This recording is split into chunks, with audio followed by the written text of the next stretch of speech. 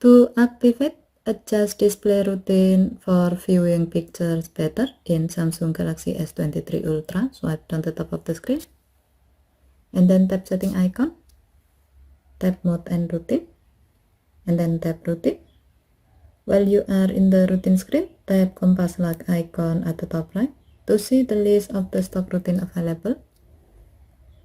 Tap more accessible and then select adjust display. Next, tap save button to add the selected routine to your routine list. Go back to the routine screen to see that the selected routine has been added.